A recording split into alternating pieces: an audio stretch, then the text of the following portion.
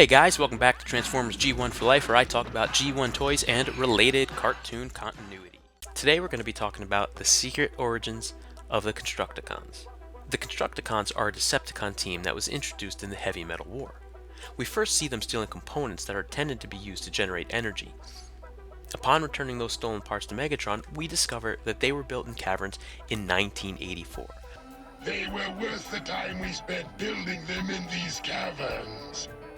But, chronologically, this is not the first time the Constructicons would appear. Now before we dive any deeper, go ahead and hit that like and subscribe button. Now we see in 5 Faces of Darkness that the Constructicons are responsible for the creation of Megatron. At this point in time, however, the Constructicons are not evil, because we see at a later date in time they're shown to be friendly and great skilled builders of Cybertron who built the Crystal City and were friends with Omega Supreme. So perhaps the construction of Megatron was at the request of the Quintessons, and the Constructicons weren't aware of the ramifications. That we'll never know. But we do know that it was Megatron who reprogrammed them to be evil while also giving them the combined form of Devastator.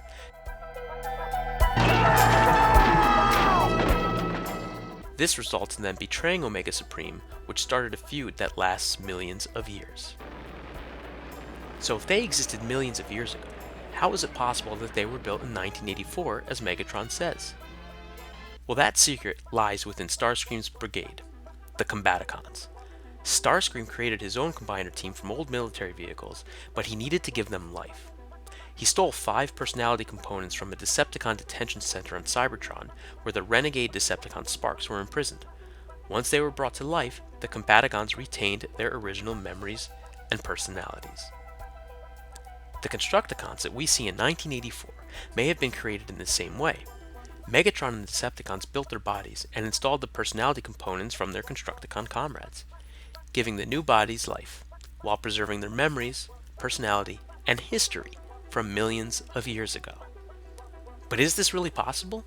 Where did Megatron get their sparks or personality components from, as they weren't detained Decepticons?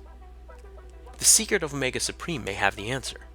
It is revealed that after the Constructicons' betrayal, they eventually fled Cybertron in search of Megatron. Millions of years later, they found Megatron on Earth and rejoined him, with Omega Supreme following them to Earth. They fled Cybertron in a starship. And you followed them. I did, for millions of years, across the galaxies. And then you heard they'd found where Megatron was and rejoined him, here on Earth. I followed. I have been waiting. But this just raises more questions. If the Constructicons followed Megatron to Earth, why would Megatron need to rebuild them new bodies?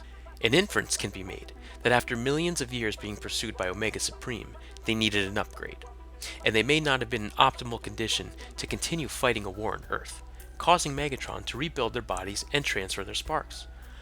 While the G1 cartoon in many cases lacked adequate explanations, there is enough evidence throughout the series to suggest this is an accurate theory.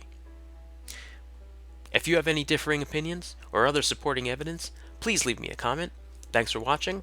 Like and subscribe. Transform and roll out.